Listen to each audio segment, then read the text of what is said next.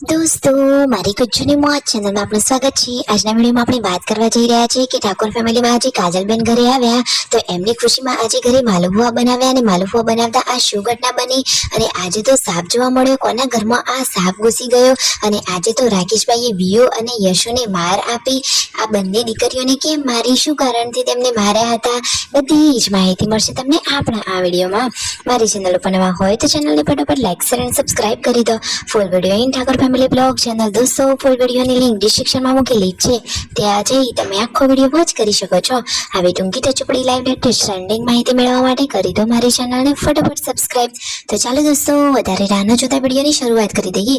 તમે વિડીયોમાં લાઈવ જુઓ કે આજે તો રાકેશભાઈ સવારે વર્કઆઉટ કરીને આવતા હતા તો તેમના પાડોશીના ઘરે આજે એક જણના ઘરે તો જુઓ વાસણની અભડાઈ ઉપર જ સાપ ગૂંચળીને બેઠો હતો। તો દોસ્તો, ચોમાસાની સિઝનમાં તો ધ્યાન રાખવું પડે, સાચી વાત છે દોસ્તો। અને આજે તો શિલ્પા ભાભી કંઈક નવું જ શાક બનાવી રહ્યા છે, અલગ જ ટેસ્ટી ચટાકેદાર શાક બનાવ્યું। એમને તો ભીંડાનું શાક બનાવ્યું છે, પરંતુ કંઈક અલગ જ રીતથી બનાવ્યું છે। હમણાંથી તેઓ અલગ અલગ સરસ મજાની રેસીપીઓ સરસ બનાવે છે અને ઘરના બધા જ લોકોને તેમનું આ શાક એકદમ ટેસ્ટી લાગે છે। બધા એ કર્યા શિલ્પા ભાભીના આ શાકના વખાણ જુઓ। અને આજે તો યશુ અને વિયુને રાકેશભાઈએ માર માર્યો હતો। જુઓ, યશુ અને વિયુ તો એક્શન કરીને બતાવી રહ્યા છે કે અમને અહીંયા ગાલ ઉપર માર્યા હતા ને અહીંયા માર્યા હતા, કારણ કે દોસ્તો એ તો ઘરમાં કોઈને કીધા વગર જ ખેતરમાં ચાલી ગયા હતા। નાના બાળકો આ રીતે ચાલ્યા જાય એવું ના ચાલે ને। પછી જુઓ, કાજલ બેનીબા આજે ઘરે આવી ગયા છે। બેનીબા આવ્યા અને ઘરમાં ખુશીઓ લાવ્યા। જુઓ તો ખરા કે કાજલબેને જોઈને ઘરમાં બધા લોકો કેટલા ખુશ થઈ ગયા છે। બપોરના ટાઈમ પછી કાજલ બેનીબાને લઈ અને રણજીતભાઈ અને સંજયભાઈ આવી ગયા હતા, તો તેમની લાડકી ભત્રીજીઓ પણ ફોઈબાને જોઈને કેટલા ખુશ થઈ ગયા હતા।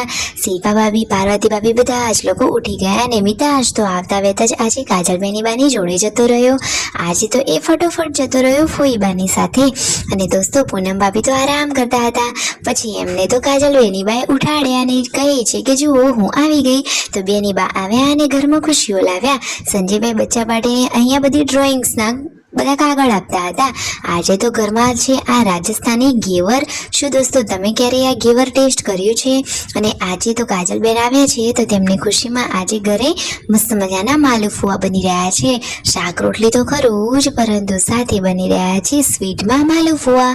અને આ બાજુ પાર્વતી ભાભી રસોઈ કરવા બેઠા અને આ બાજુ રાકેશભાઈ માલપુઆ બનાવવા બેઠા છે। તો કેવા બનાવ્યા, કેવા બન્યા, તમે વિડીયોમાં લાઈવ જોજો।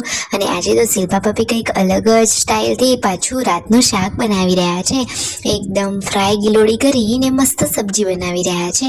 અને જુઓ, આ બાજુ હવે સબ્જી બનવાની તૈયારી છે અને એક બાજુ હવે રાકેશભાઈ માલપુઆ ઉતારવાનું ચાલુ કરી દીધું છે। એકદમ ટેસ્ટી અને મસ્ત મજાના સ્વીટ માલપુઆ રેડી થઈ રહ્યા છે। દિવ્યાંશ માણાભાઈ તો વેઇટિંગમાં ઊભા છે, તેમના મમ્મીએ પણ ટ્રાય કર્યો, પરંતુ એમનાથી તો આ તવીમાં માલપુઆ ચોટી જ જતા હતા। પછી રાકેશભાઈએ બધા જ માલપુઆ સરસ રીતે આ રીતે મસ્ત મજાની આ કઢાઈમાં બનાવ્યા અને બધાએ આ માલપુઆ મોજથી ખાધા। જુઓ તો ખરા, પછી એક માલપુઓ તો તેમને આ રીતે આખા તેલમાં તળીને જ બનાવ્યો હતો, પરંતુ જે તે પહેલી રીતથી બનાવતા હતા આ જ રીત એ જ બેસ્ટ હતી। જુઓ કેટલું સાવધાનીપૂર્વક સાચવીને આ માલપુઆનું પડ તેઓ ફેવરી રહ્યા છે। શું દોસ્તો, તમે ક્યારે માલપુઆ ખાધેલા છે? એનો ટેસ્ટ કેવો હોય છે જલ્દીથી કમેન્ટ કરો। શું તમને બનાવતા આવડે છે? તમારા ઘરે માલપુઆ બને છે? અને બને છે તો કોઈ કારણ વિના એમનેમ પણ બને છે કે કોઈ એવા સ્પેશિયલ તહેવારના દિવસે જ બનાવવામાં આવે છે? તમને જે ખબર હોય જલ્દીથી કોમેન્ટ કરો। આજે તો લાઈટ નહોતી તો બધા લોકો અહીંયા બહાર જમવા માટે બેસી ગયા હતા, તો ફાઇનલી હવે રાકેશભાઈએ માલપુઆ બનાવી દીધા છે અને છેલ્લે એ પણ જમવા પરિવાર સાથે બેસી ગયા। અને રાત્રે અહીંયા શિલ્પા ભાભી યશુને કલર ઓળખતા શીખવી રહ્યા છે, બ્લુ, ગ્રીન, યલો, ઓરેન્જ, એ જ રીતે। અને પછી અહીંયા મિતાંશ પણ જુઓ અહીંયા આ કલરની પટ્ટીઓને ગોઠવી રહ્યો છે, એકદમ હેપી ફેમિલી છે। તો કરો ફટોફટ સબસ્ક્રાઇબ।